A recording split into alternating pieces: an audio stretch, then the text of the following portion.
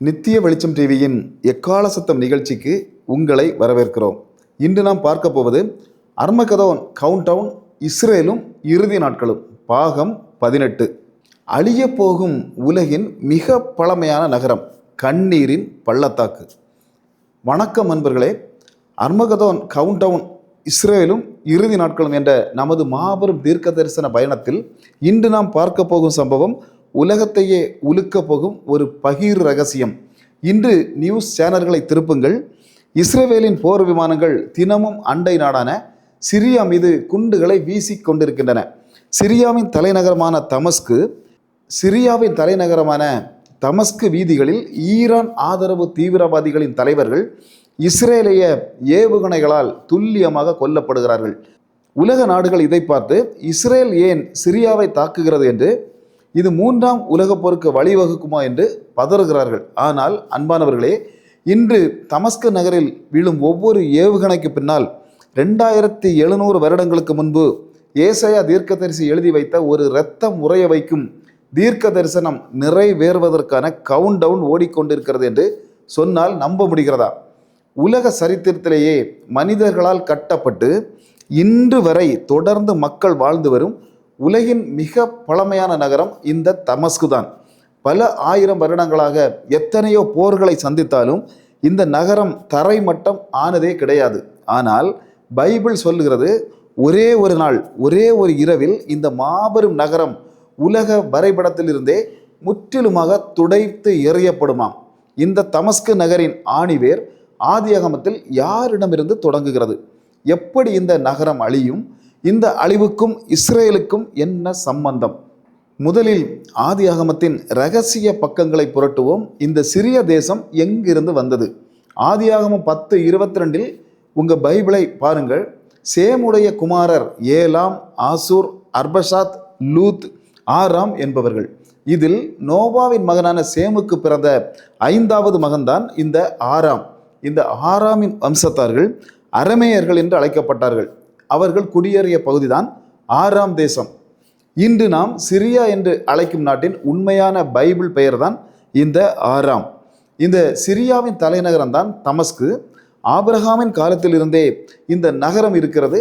சுவாரஸ்யம் என்னவென்றால், சேமின் வழியில் வந்த ஆராமின் வம்சத்தார் அதே சேமின் வழியில் வந்த ஆபிரகாமின் வம்சத்தாரான இஸ்ரேலர்களுக்கு இன்று மாபெரும் எதிரிகளாக நிற்கிறார்கள். ஆதியாகமத்தின் அண்ணன் தம்பி வாரிசுகள் தான் இன்று இஸ்ரேல் மற்றும் சிரிய இராணுவமாக பீரங்கிகளோடு மோதிக்கொண்டிருக்கிறார்கள். ஆனால் தேவன் இந்த ஆராம் தேசத்தின் தலைநகரான தமஸ்குவிற்கு ஒரு கொடூரமான முடிவை எழுதி வைத்திருக்கிறார். ஏசாயா தீர்க்கதரிசி 17ஆம் அதிகாரம் 1வது வசனத்தை படித்து பாருங்கள். உங்கள் நெஞ்சம் பதறும். தமஸ்குவின் மேல் சுமந்த பாரம் இதோ தமஸ்கு ஒரு நகரமாய் இராதபடிக்கு நீக்கப்பட்டு பாழான மண்மேடாகும். 2700 வருடங்களாக இந்த வசனம் நிறைவேறவே இல்லை. தமஸ்கு நகரம் இன்று வரை உயிரோடு தான் இருக்கிறது. அப்படியானால் இது எப்போது நிறைவேறும்?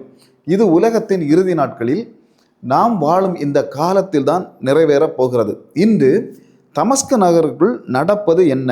ஈரான் தன் பல்லாயிரக்கணக்கான ஏவுகணைகளையும் பயங்கரமான ஆயுதங்களையும் சிரியாவின் தமஸ்கு நகரத்தில் தான் பதுக்கி வைத்திருக்கிறது. அங்கிருந்து தான் இஸ்ரேலை அழிக்க திட்டம் தீட்டுகிறது. ஒருவேளை எதிர்காலத்தில் ஈரானோ அல்லது சிரியாவோ தமஸ்கு நகரத்திலிருந்து இஸ்ரேலின் மீது அணு ஆயுதங்களையோ அல்லது கொடிய இரசாயன ஆயுதங்களையோ வீச தயாரானால் இஸ்ரேல் என்ன செய்யும்? இஸ்ரேலின் இராணுவம் IDF தற்பாதுகாப்புக்காக ஒரு மாபெரும் அணு ஆயுதத்தை, நியூக்ளியர் ஸ்ட்ரைக் அல்லது அதிபயங்கரமான குண்டையோ தமஸ்குவின் மீது வீசலாம். அந்த ஒரு நொடியில் பல ஆயிரம் வருட பழமையான அந்த தமஸ்கு நகரம் ஏசாயா சொன்னது போலவே பாழான மண்மேடாக மாறும். ஏசாயா 17:14 அவர் துல்லியமாக சொல்கிறார், இதோ சாயங்காலத்தில் பயங்கரம் உண்டாகும், விடியற்காலத்தின் முன் அவர்கள் இல்லாமல் போவார்கள். ஆம் அன்பர்களே, ஒரே ஒரு இரவில் இருக்கும் தமஸ்கு நகரம் விடியற்காலையில் உலக வரைபடத்தில் இருக்காது. இஸ்ரேலுக்கும் சிரியாவிற்கும் நடக்கும் இந்த போர் இன்று நேற்று தொடங்கியது அல்ல. சிரியா இஸ்ரேலின் நெஞ்சில் ஏற்படுத்திய ஒரு மாபெரும் இரத்த காயம் ஒன்று சரித்திரத்தில் இருக்கிறது. அதை கேட்கும்போது மனிதனாக பிறந்த எவனுடைய நெஞ்சும் ஒரு நிமிடம் வெடித்துவிடும். 1973 ஆண்டு அக்டோபர் 6 அன்று இஸ்ரேல் தேசத்தின் மிக மிக புனிதமான நாள் யோம் கியூப்பூர், அதாவது பாவ நிவாரண நாள். அன்று இஸ்ரேலில் டிவி ஓடாது, ரேடியோ ஓடாது, வாகனங்கள் ஓடாது. ஒட்டுமொத்த தேசமும் 24 மணி நேரமும் சாப்பிடாமல், தண்ணீர் கூட குடிக்காமல், வெள்ளை உடை அணிந்து தேவாலயங்களில் தேவனை நோக்கி கண்ணீர் விட்டு ஜெபித்து கொண்டிருக்கும். இராணுவ வீரர்கள் கூட தங்கள் ஆயுதங்களை கீழே வைத்துவிட்டு ஜெபத்தில் தான் இருந்தார்கள். சரியாக மதியம் 2 மணி அந்த அமைதியை கழித்து கொண்டு நாடு முழுவதும் ஏர் ரைடு சைரன் பயங்கரமாக அலறியது. இஸ்ரேலியர்கள் ஆயுதம் இல்லாமல் ஜெபித்து கொண்டிருக்கும் அந்த புனித நாளை பார்த்து சிரியாவும் எகிப்தும் திடீர் தாக்குதல் நடத்தின. வடக்கே கோலான் குன்றுகளில் சிரியாவின் இராணுவம் 1400 ராட்சத பீரங்கிகளோடு இஸ்ரேலுக்குள் நுழைந்தது. அவர்களை தடுத்து நிறுத்த இஸ்ரேலிடம் அங்கே இருந்தது வெறும் 150 டேங்கிகள் மட்டுமே. 1400 எங்கே, 150 எங்கே? இந்த இடத்திற்கு பெயர்தான் கண்ணீரின் பள்ளத்தாக்கு. ஒரு இஸ்ரேலிய டாங்கியை 10 சிறிய டாங்கிகள் சுற்றி வளைத்து தாக்கின. இஸ்ரேலிய வீரர்களின் டாங்கிகள் வெடித்து சிதறின. உள்ளே இருந்த இளைஞர்கள் நெருப்பில் கருகி கதறினார்கள். தங்களை காப்பாற்ற பின்னால் இருந்து இராணுவம் வரும் என்று வயர்லெஸில் அழுது கொண்டே கூப்பிட்டார்கள். ஆனால் உதவிக்கு வர ஆட்கள் இல்லை. அந்த பள்ளத்தாக்கு முழுவதும் இஸ்ரேலிய இளைஞர்களின் இரத்தத்தால் சிவந்தது. இஸ்ரேல் முற்றிலுமாக அழிந்துவிடும் என்றும், இன்னும் சில மணி நேரங்களில் சிரிய இராணுவம் இஸ்ரேலுக்குள் புகுந்து பெண்களையும் குழந்தைகளையும் கொண்டு குவிக்கும் என்ற மரண பயம். பாதுகாப்புத்துறை அமைச்சராக இருந்த மாவீரன் மோயஸ் தயான் கூட 3ஆம் தேவாலயம் விழப்போகிறது என்று கண்ணீர் விட்டார். ஆனால் தேவன் இஸ்ரவேலை அப்படி விட்டு விடுவாரா? சங்கீதம் 121:4 சொல்லுகிறது, இதோ இஸ்ரேலை காக்குகிறவர் உறங்குவதும் இல்லை, தூங்குவதும் இல்லை.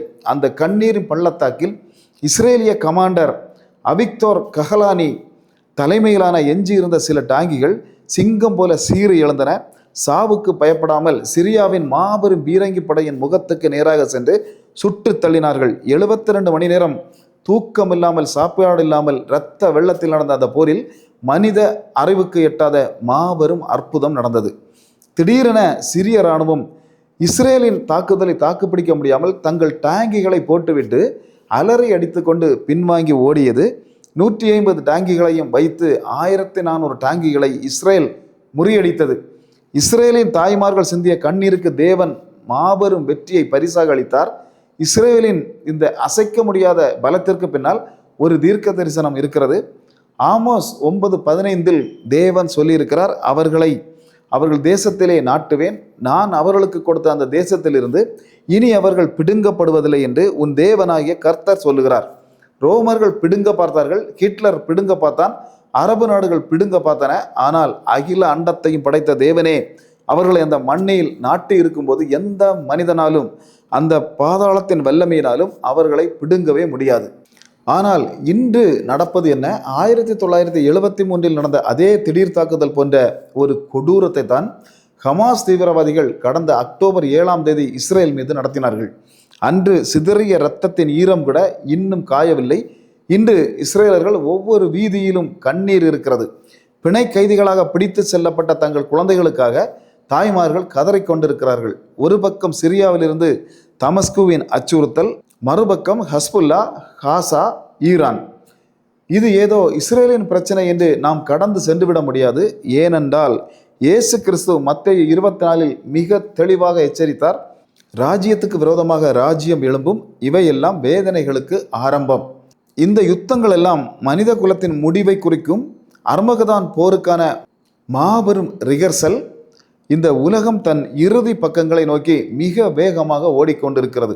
இயேசு தன் சீசரிடம் சொன்னார், அத்திமரத்தினால் ஒரு உவமையை கற்றுக்கொள்ளுங்கள், அப்படியே இவைகள் எல்லாம் நீங்கள் காணும்போது அவர் சமீபமாய் வாசல் அருகே வந்திருக்கிறார் என்று அறியுங்கள். மத்தேயு 24:32-33 இது குறிக்கப்படுகிறது. அத்திமரம், அதாவது இஸ்ரேல் துளிர்த்து விட்டது. தமஸ்குவின் அழிவுக்கான கவுண்டவுன் தொடங்கிவிட்டது. உலக நாடுகள் அர்மகதானுக்கு அணிவகுக்கின்றன.